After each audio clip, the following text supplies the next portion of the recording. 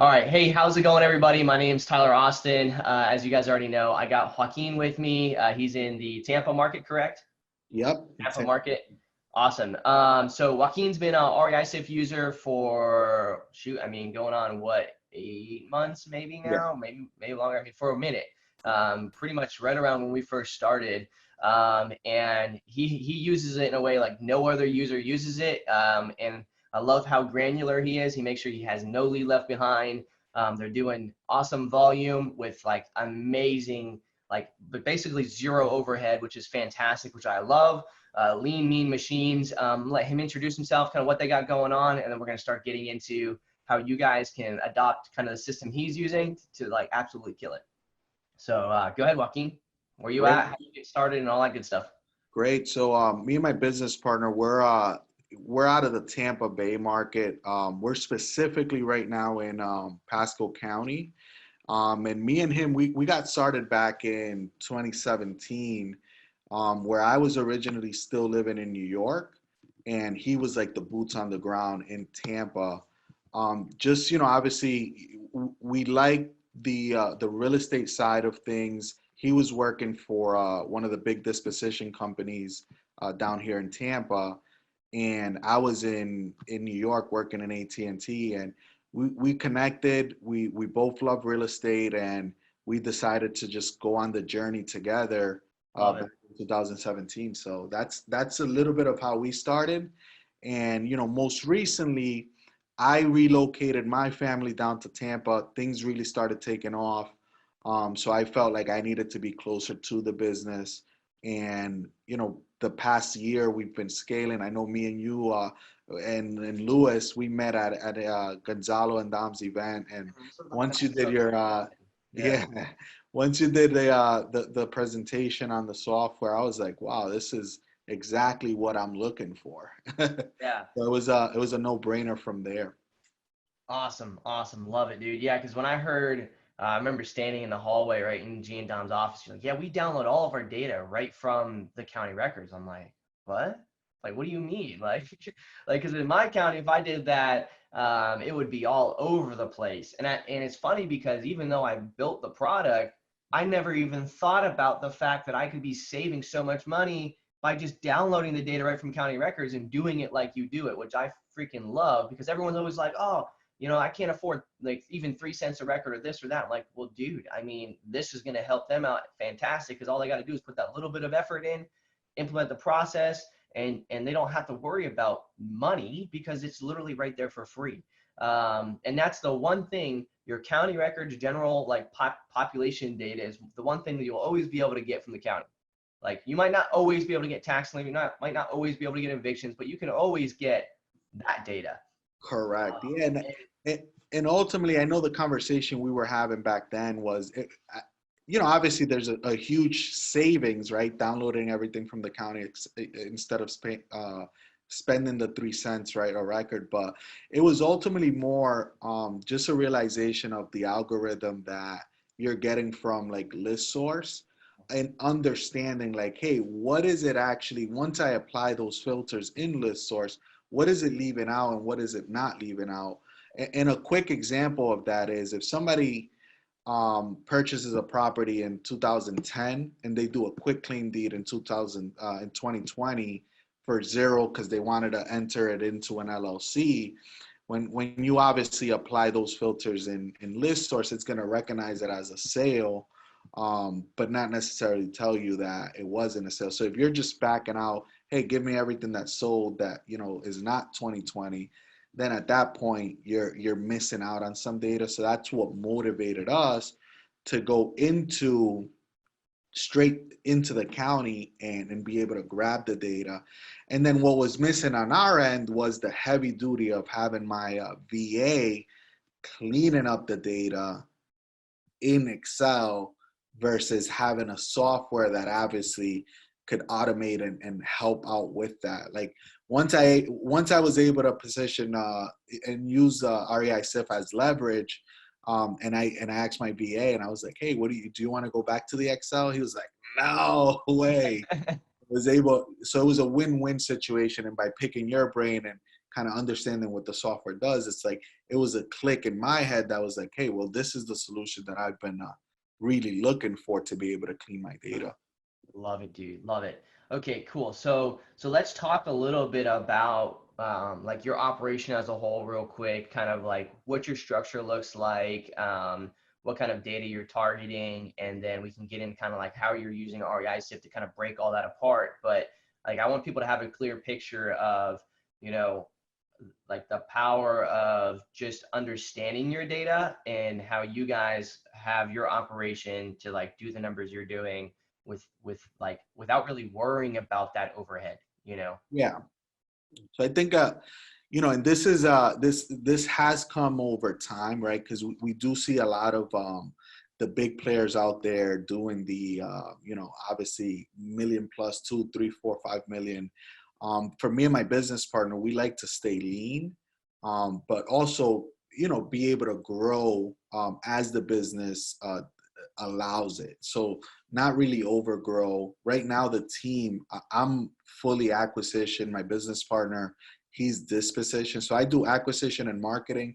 He does disposition and trans coordinator. And from there, we have one VA that supports me on the marketing side and supports him as well. And we have 2 cold callers and a texter. So those are the marketing channels we're currently using are cold calling and texting. And based on that, we're able to stay lean and be able to grow as time allows it and as the business demands it. So yeah, I mean, right now we're fully focused in Pasco County, which is one of the counties in the Tampa Bay area. And we're targeted when we go into Hillsborough County, which is Tampa, and Pinellas County. We're very targeted with like super niche driving for dollars list or like super niche list in that aspect. So that's the structure and the current system we have. And then the team right now and what we're focusing on as far as like a marketing channels and specifically where. I love it. So you have 1 texter, 2 callers, 1 AQS, and 1 dispo. Mm-hmm. Right? So 2, 3, 4, a 5-person team is essentially where you're at right now. Correct. And for me and my business, like that's the sweet spot. I love 5, like we bounce between 4 and 5 people because in my opinion, like that's all you need, right? You don't need a 12-person team to be a 7-figure company. It just Correct. you're just having a crap ton of overhead and it's just not needed. Like 1 killer acquisitions person can lock up all the deals. And if you have it structured properly and you're casing like your prospects in the right way and your acquisitions is only having to focus on motivated people and they have a nice system to keep that pipeline nurtured, like that's all you need. Like you don't need much. Like I think people get wrapped up in that, like thinking they have to have these huge operations to have this, to be able to, put it on Instagram and everything else. But in all reality, you got goats out there that literally have like 4 people on their team and they do nothing in their business. Yeah. Right. So once you and your partner are ready for it, like your team will go to be 2 more people, but you'll be leaving the team. Correct. And you guys will be totally hands off. And it'll be so, I mean, even now with how niched in, what I just seen blew my mind on how like smooth you guys are with the data side and getting the marketing out. Like that's already so dialed in that like you guys will be able to grow so much easier. And because you're not doing what most people do, and most people think that their problem is that they don't have enough lead gen, which is true. So what they, but it's like what they do to compensate for lack of lead gen is they buy more data and throw even more marketing dollars towards it. But that wasn't the true problem. The true problem is that they didn't have a proper prospecting and acquisitions follow-up sequence that actually caused them to have too many leads come in and they're not actually casing every one of them is Yeah. generally what ends up happening. So I freaking love it. Cool. So so when did you and you said you brought your family down? When did you and your family actually come down to Tampa? Was it before or after we met? It was before, so it was a few months before. So I'm getting close to a year right now in the Tampa since we moved.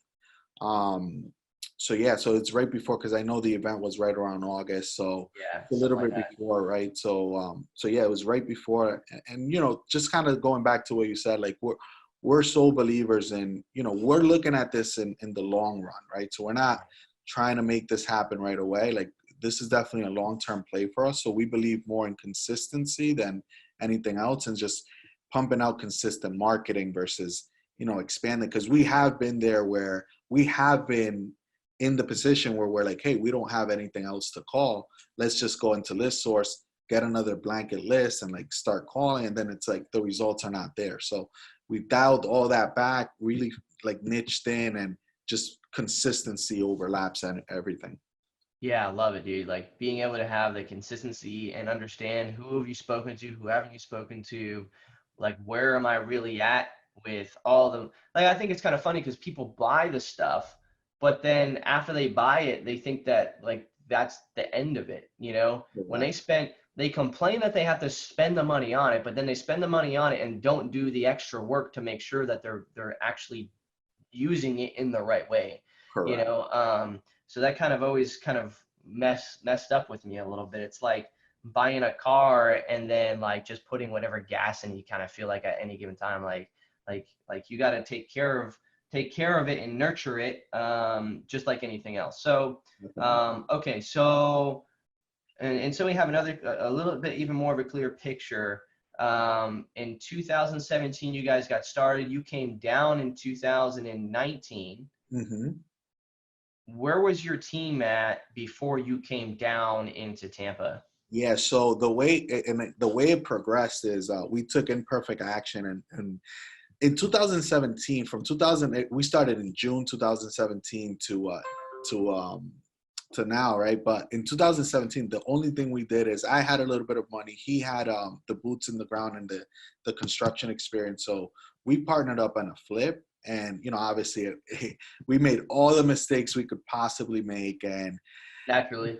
yeah. So from there, we decided we're like, hey, you know, we have to build it where, yeah, we still like the flipping aspect, but we have to build it where we're going direct to seller. So me and him got on the phones. We were cold calling, and we were just doing everything, just me and him from 2017 up until I got here. So when I got here, then we started dividing and conquering. So he took on, you know, this position. I took on acquisition. We hired our first two employees, and really started building it. So we already had the proof of concept, because it's, you know, to do 5, 6, 7 deals like that, like it's easy.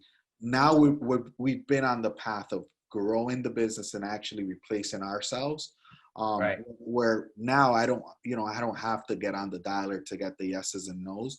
I literally focus on and nurture the people that are ready to sell, and utilize my expertise somewhere else where I'm only talking with motivated sellers. So we're able to, you know, like I said, it took us a little bit because, you know, one, I was out of state, so I wasn't physically here. We weren't really the synergy of actually having a little office space, and being here every day, and sharing ideas. It goes a long way. Not saying that you need it, because we were still doing deals, me being in New York and him being here. But that growth really started happening last year once I came down. Yeah, I mean, I just wanted people to have that picture of like, listen, like even then to now, it's the mind shift growth because a lot of people will go like a year or two without even getting a deal, you know, for whatever reason. For me, that's like there's the only reason is because you're not putting in the right amount of effort. I don't see how you couldn't get a deal in that time frame, but it happens, right? Um, you know, it's surround yourself with more better people, and I think that's probably one of the biggest problems there. But in the last year, even from when you came down to now, you're so dialed in. You recognize your failures. You adjusted. You added some callers. You added the texting in there, and you separated the segregation of duties so that you guys can each focus on the role that needs to be focused on. I'm sure there's still cohesion and cross collaboration in there, and now you guys are just focusing on make sure you're narrowed in, dialed in, and that's freaking awesome. So, um, fantastic. So let's go ahead and hop into how you are utilizing and managing your data, we already know that you have your data from your base equity data comes from the county. So you're saving a crap ton of money there. But one of the other biggest things that I took from our talking previous to us press and record here is that you only have like right around 50,000 records, Correct. right? You don't have, he does not have a ton of records. A lot of people think that they have to have, you know, like people tell me when they start their account or whatever, like, oh, I got like 200,000 records. And I'm like, well, how many, what's your deal volume every month? What is your quarterly like goals? And they're like, well, we're not really doing this, that, or the other. I'm like, okay, so you might have 200,000 records, but you don't need that. Start with the smallest plan possible and first narrow in there, because I guarantee you, if you have 200,000 records, you're probably only actually like using 10% of that, maybe. Like, so I'm excited for you to be like kind of like the person that shows and proves that statement's true. So if you want, you can, you know, it's up to you. You can share your screen and show your Definitely. list page. I'll definitely share it. And it's funny because I even right now I have 50,000 records, and I started with the first level tier in REISift, and then I remember reaching out to you to Yeah. upgrade. So it's like I said, you don't. A lot of people get caught up on, you know, I need a big county or a big, you know, whatever. It's like sometimes it's easier to get niche, really learn what you're doing, because it does take experience. Like what we know now is not what we knew, you know, 2 years ago, and that comes with, like you said, connecting with the right people and being around the right people and just, you know, absorbing as much as possible. But I'll definitely dial into it, and I'll just kind of give you guys like the way I utilize it, and you know, feel free to always reach out, and if anybody has any questions or whatnot, you could definitely let them know to reach out. Yeah, But for I'll sure. share my screen. Can you see it there? Yep, I can see it. Great. So This is pretty awesome. Like I'm like geeking out right now because like I don't like being able to actually jump into this and show you guys like someone else that's besides me and how they use it. And this is like you guys need to be taking notes what he's about to go through, especially for anyone who's new to the game. Like if you don't have out an iPad or a notepad and you're about to like jot this down in this system, like this is like high level like mastermind kind of shit right here. So make sure you take advantage of like his hospitality and actually sharing this information. So go ahead, man. definitely. So I like to break down, and this I learned, like I said, this is a mastermind that I attended, and I, you know, took bits and pieces from it and was able to kind of tailor it to my business. So I break down my list. So I know that there's different lists of ways that you can break down your list, like unknown equity and high equity and this and that. Since I get my data right from the county, the way I like to break down my list is 15-year plus. So this is homeowners that have owned their property for 15 years or more. 2006 plus. So this is properties that were purchased after 2006, before 2016, and it excludes any properties that were purchased between 2009 and 13, and then 2009 and 13. And the reason why and eventually this will kind of filter out, but the reason why is because prices were relatively really good in this stage of the market, where if you have anybody that purchased their property from 2009 to 2013, it's assumable that there's a lot of equity there and there might be some motivation. So that's how I like to break it down. And then I have my multifamily stuff. So these are the 4 core lists that I'm gonna go in there and pull.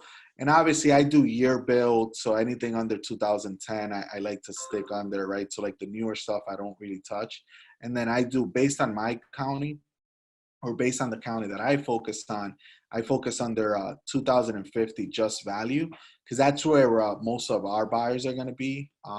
We're not doing any of the higher end stuff and any of that stuff. So that's in single family, some manufacturers we're getting into now. So this is the core of my list.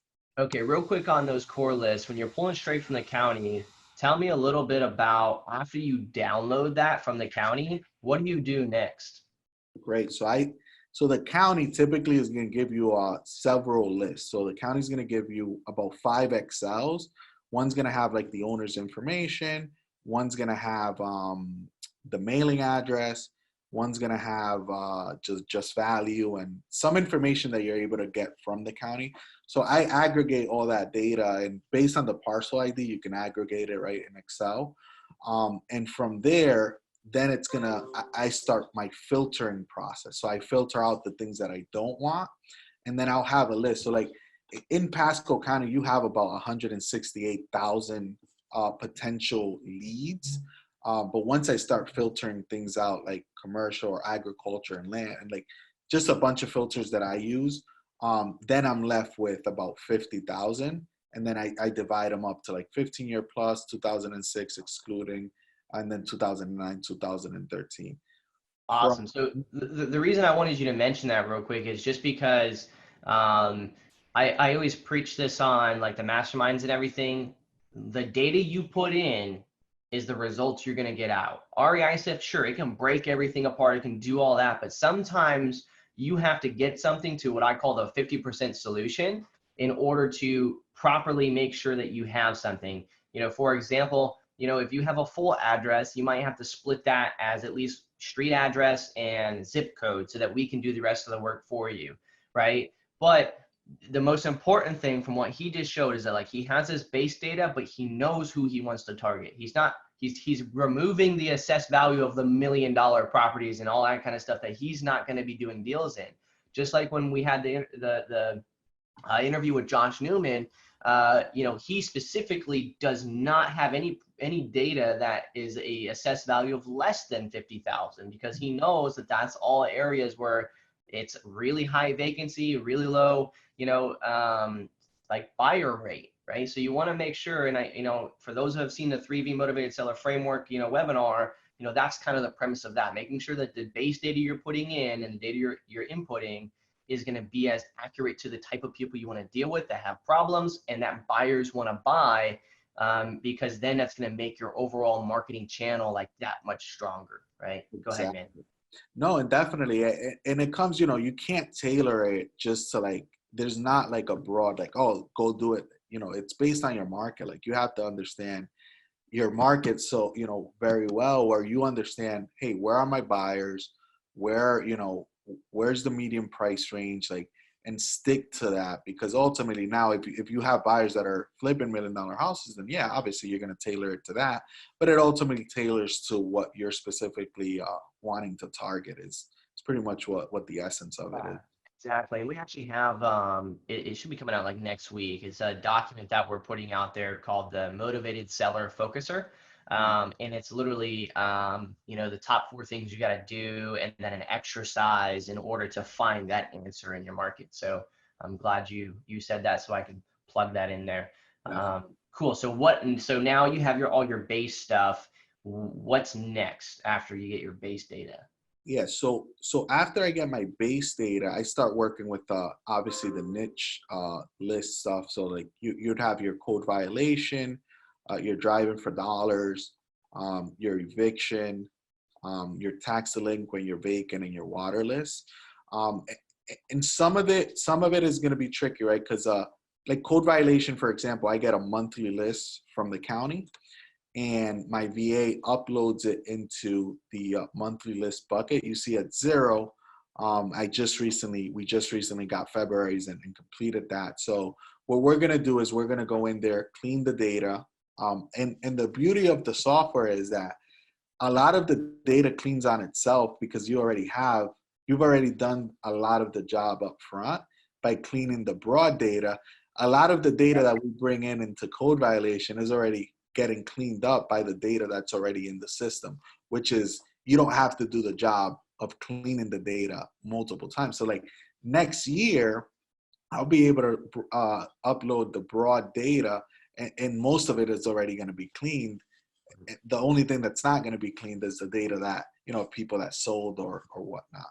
Yep. But that's definitely a plus for me because I don't have to have the VA re-clean the data. But yeah, so what we do is we focus on like the code violation monthly, and once that data is clean, then it goes into code violation passcode Q1. So what I'm able to do is that in my Q1 folder, my Q1, they will get a call in Q1, so that month, and then they're gonna get another call in Q3. just to understand, because as we know, when we're cold calling, not everything comes to fruition right away. Some people do need to think about it, and you have to consistently be re-hitting those people unless they sold, or until they told you, and you verified that they sold. And then I do the same thing for my driving for dollars. So driving for dollars weekly. So we're going to call them, if we drove for dollars this week, we're going to call them right away that following week. And then they get filtered into Q1. So every, Q1 gets a call in Q3, and so on, so forth.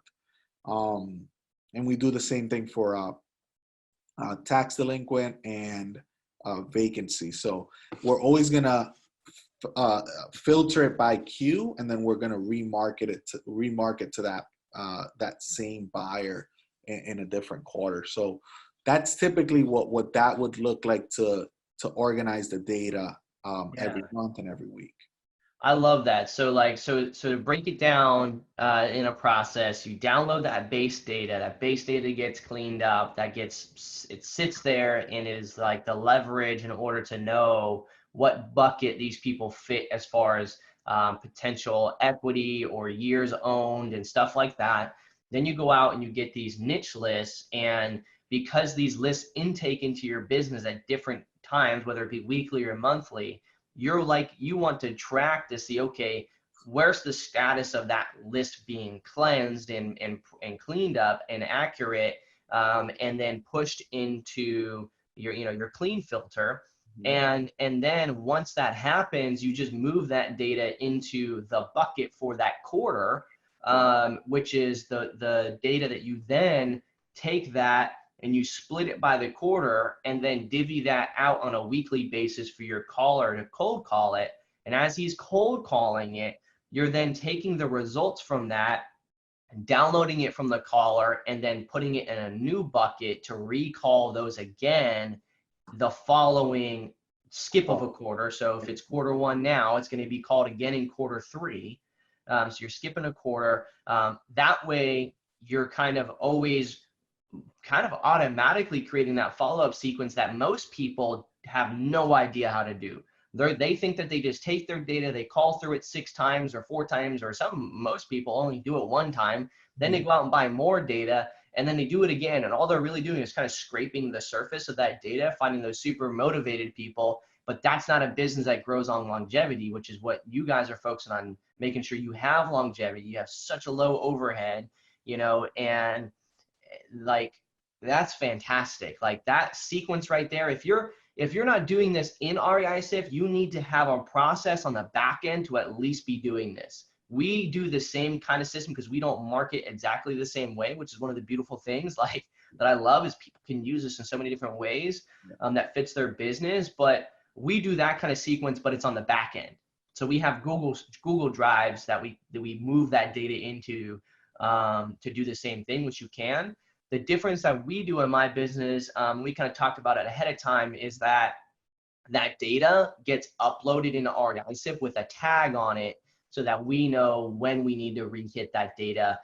So we don't get that, what we call a false positive on the stack. But dude, that's freaking amazing. So can you talk a little bit about like how you divvy out to the callers, like who gets what, or is it just like everybody just gets the same data, they just call it at different volumes? Yeah, so the way I divvy it out, and this is what keeps me honest to understand how fast or how slow I should be growing, is that I'll look at my base data and kind of understand what capacity I have. I divide my marketing, and like I said, it's tailored. Like there's people that do it every 2 months, 3 months, like everybody does it differently.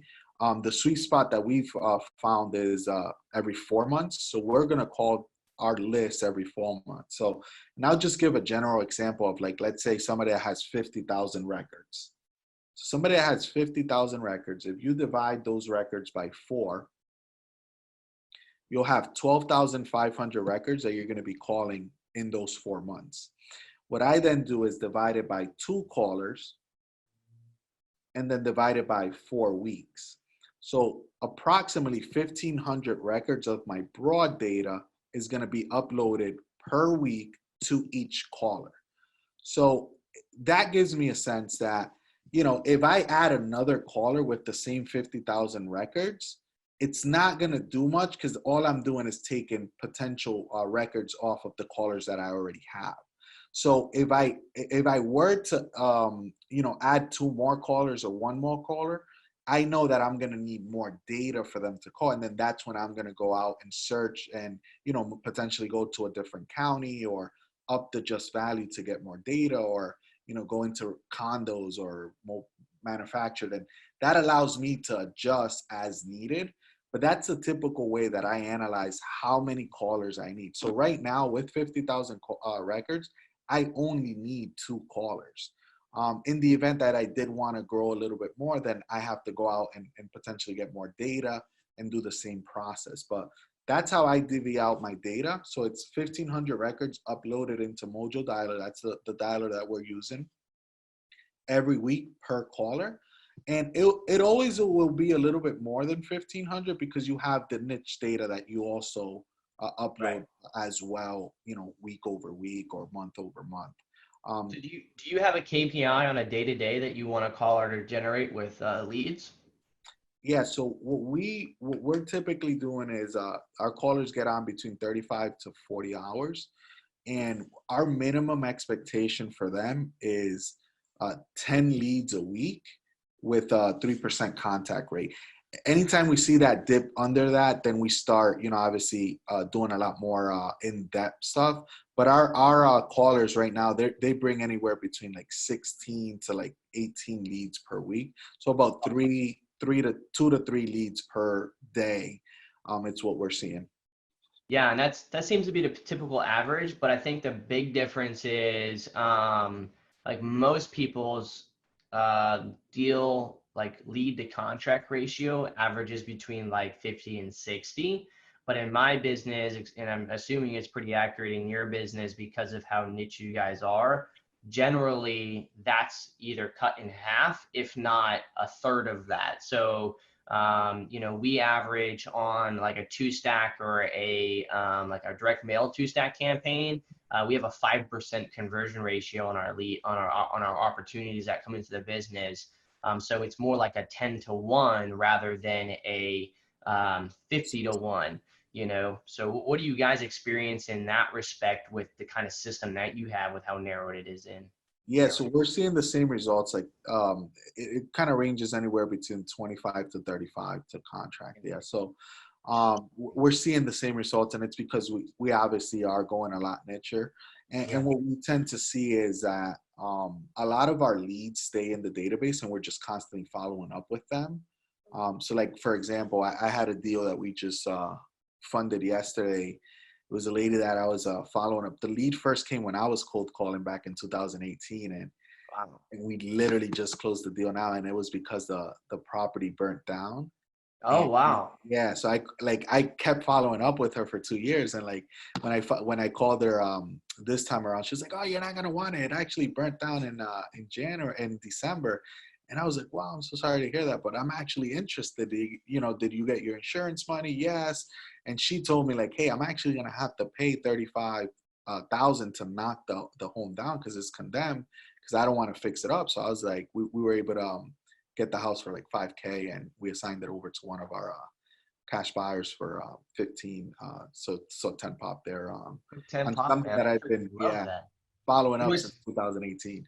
what's crazy about that too is like once that happens, like when you're following up, a lot of people don't realize, let's just break this down real quick, is if you're basing your business KPIs off of, let's just say, a 30 to 1 ratio, you base your marketing off of that exact thing. You don't base your your marketing dollars don't get based off of the other 29 people that don't close. Those are get stuck in follow up, and those will close over time, like you just said. But once those close, they're basically infinite ROI because your marketing spend is based off the 30 to 1 to get that one deal, whatever your average, deal to close ratio is and all that kind of stuff. So if you know that your average is 12,000 per deal, then you're going to be like, okay, how much do I have to spend to make 12 grand? Then you find that 30 to 1 ratio, but then you nurture those other 29, and that 10 pop you just made was basically I mean, however long it takes to make a phone call, just like 30 seconds from the pickup, maybe whatever the conversation is over the course of the year.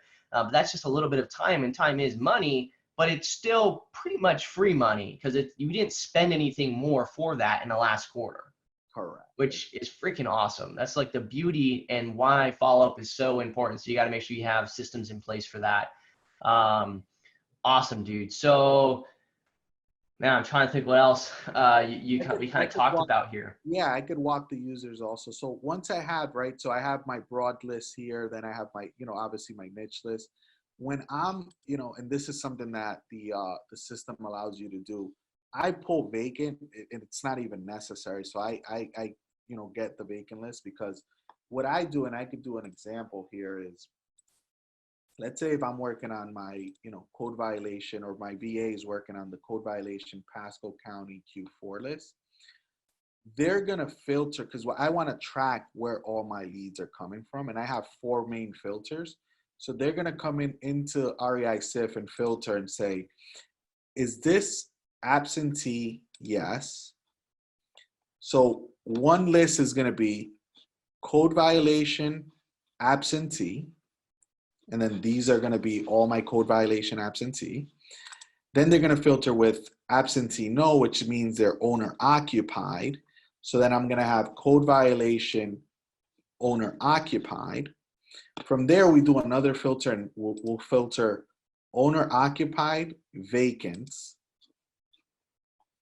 So then I have, this is code violation owner occupied, but the property is vacant. Then I filter code violation absentee vacant. So these are absentee owners and the property is vacant. So I pull 4 lists, and obviously I'm going to start calling the more motivated ones with that have the vacant filters and that are absentees, and then work my way backwards. So ultimately, there's, you could get super creative with the system, and there's a ton of, and as you were saying, we were on a call earlier today, and that's the beauty also, that you do a weekly mastermind.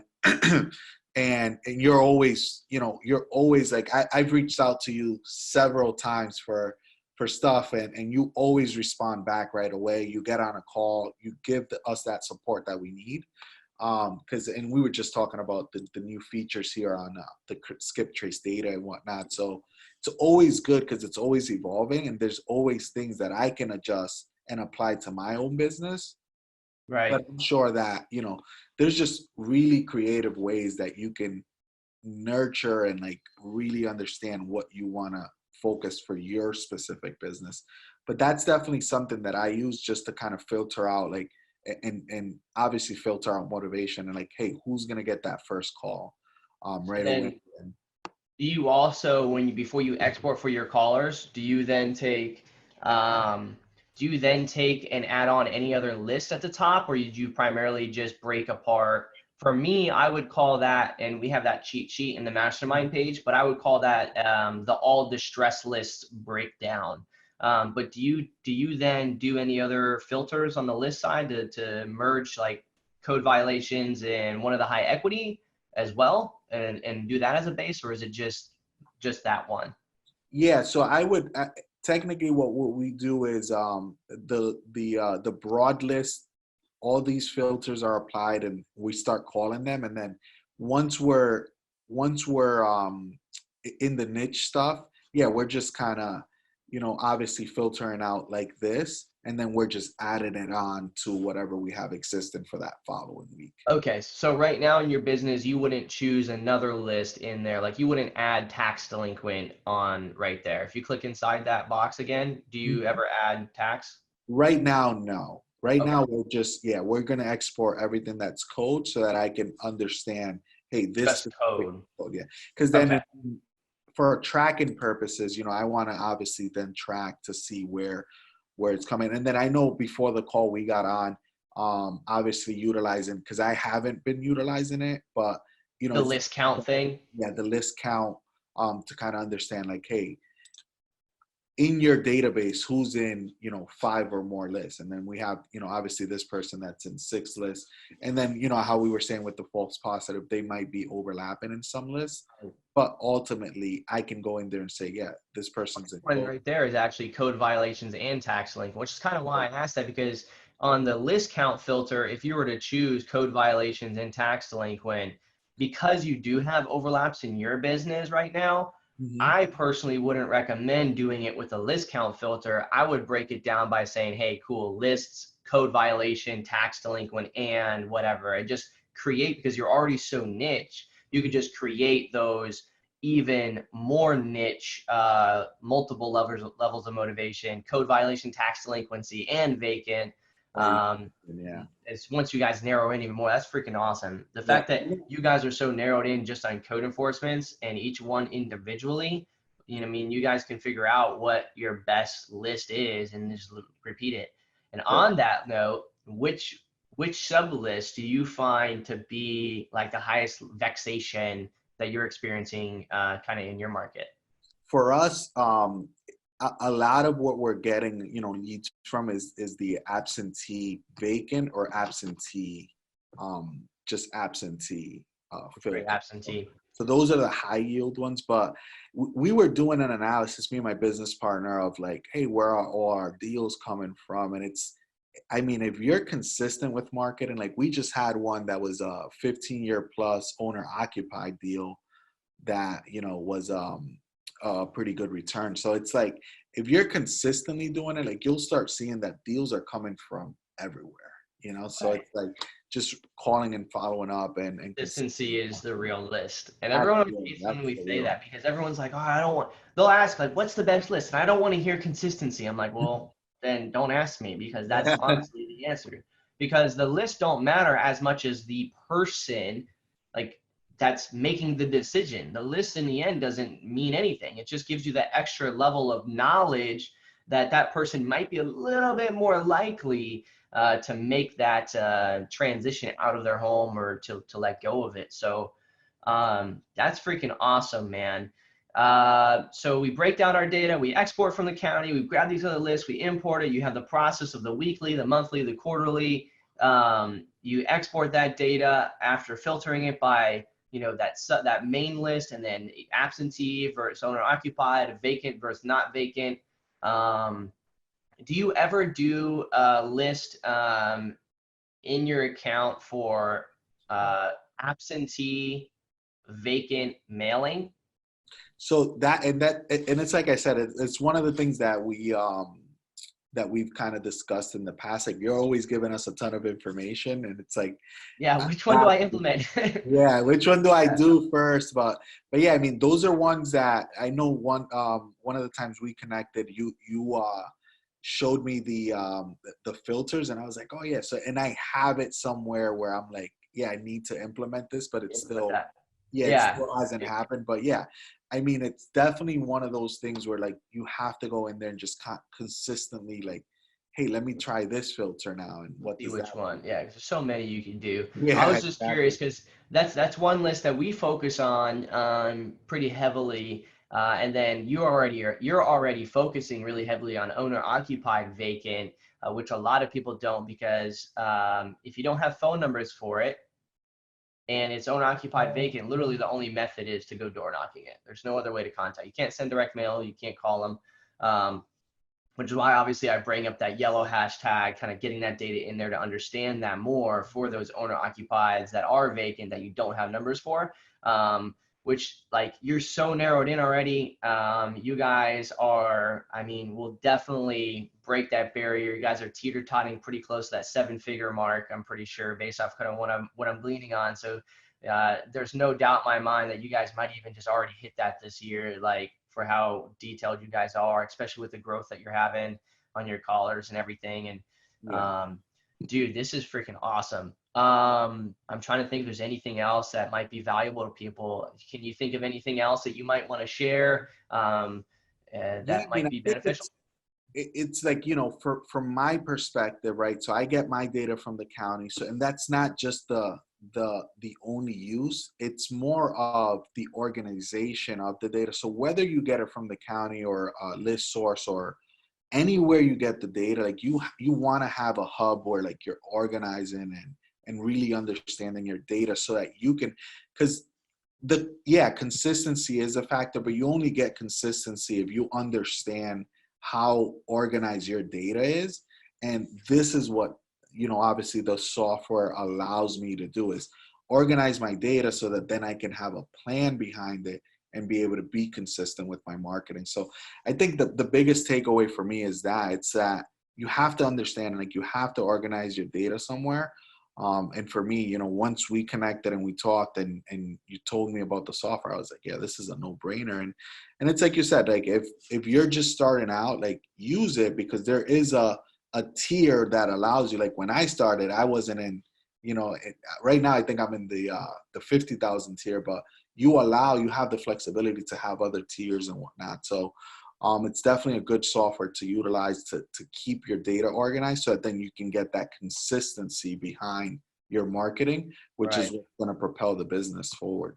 Save a bunch of money, understanding your data, the incompletes, companies, trust me, there's so much that could be talked about on that front. I mean, literally, like even users bring me things that are like, I never even thought about you. I mean, how you used it, I was like mind blown. I use you as an example all the time when I sell, like, I don't think you guys understand. Literally, he's literally downloading the data from his county. Yeah, Like, I always use you as an example. So it's awesome to have you on here and explain everything. If you don't mind, kind of like as we summarize this up, like just kind of like give people a vision of kind of where you guys are looking at in the next year. Are you guys going to add more data? Are you guys going to continue where you're at because of your methodology? And then after you kind of do that, how can people reach out to you? Your social platforms, Facebook or Instagram or whatever, in your market, because I know we have a lot of people that are kind of around that region, and there's always opportunity for you guys to JV and network and all that good stuff. So go ahead. definitely. So yeah, so the vision moving forward for us is definitely to keep expanding, because we're right in the Tampa market. So we have several counties that are surrounding, that are really good to be able to get into. So we're definitely looking to expand to other counties. We're slowly doing that by driving for dollars and going niche versus broad. But yeah, it's definitely to expand into several other counties within our surrounding areas, and it's to grow the cold calling team with actual systems in place and be able to obviously support them on a day-to-day basis. So we're definitely looking to continuously expand. And if anybody has any questions of if they want to get a lot more in depth of how I use the software and the benefits for me, is on Facebook, Joaquin Rosario. You can add me, message me. My Instagram handle is jrosario12. How do you Um, spell your last name?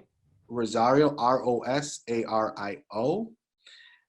So Facebook, Instagram, and that's the best way to reach me. Just send me a quick message, and we could set something up like this. Because, like I said, it's always good to kind of see other people's perspective of how they use the software, and it's always great to pick your brains, because I know after our conversation, I'm gonna go back to the drawing boards and like have 20 things to implement, and then decide which one do I want to do. So, Yeah. I mean, the support, man. Just on the support, like when I email you, like the other day, I know I emailed you super early because I needed to upgrade, and like you responded right away. I was like, wow, okay. So it's Yeah, I try. Sometimes I get yeah, behind, but I try to do the best that I can, to make sure that I'm keeping up with the intercom and everything else. But dude, man, I really appreciate it. You've dropped some freaking massive knowledge for anybody at any level of business. I'm like in the back of my mind, one of my best buddies, Armani out of DFW, like I want him to be like, dude, it's about to come out. You gotta watch this because I know that he can get a bunch of value. Jordan out of Delaware, Josh, everybody, user base wide, and then anybody who's going to watch this that aren't even users, just to see the power of just like understanding your data and what you guys have been able to accomplish and how much you guys have been able to grow. like you guys are going to be like a monster in that market. And I'm sure you guys are going to expand outside of that in more places in Florida, I'm guessing. Yeah, definitely, and more Yeah. places in Florida, and then potentially from there, we'll see how it goes. And How it goes. So you guys, you grow as like you said, as you need it. You don't grow beyond where it's at because you can't handle the leads coming in. If you can't handle the leads coming in, then there's no reason to market it, period, because you're just wasting marketing dollars. So I love it, dude. Dude, I really appreciate it. Again, if you guys need anything at all, reach out to him. He gave his information. If you didn't get it, rewind back, because I don't know how to spell it. exactly. uh, but awesome, dude, out of Tampa. If you guys need anything from me, you guys know you can reach out to me. I think that's pretty much it. You got any last words for anybody?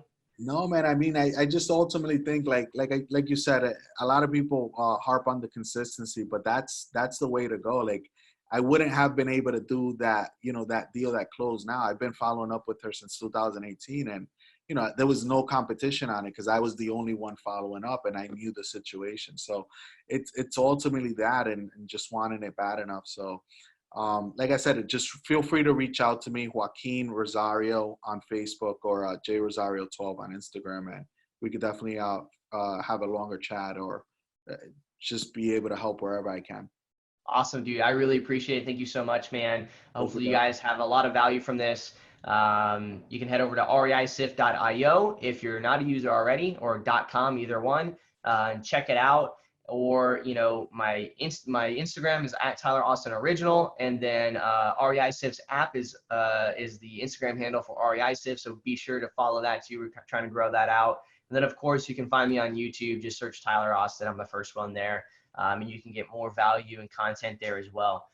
Dude, I appreciate it. We're going to chat a little bit after this, so don't go leaving on me. But guys, go back through this multiple times, take down notes, because this was freaking insane. So I appreciate it, guys. Thank you so much. Hopefully you guys got value from it. We'll see you again soon.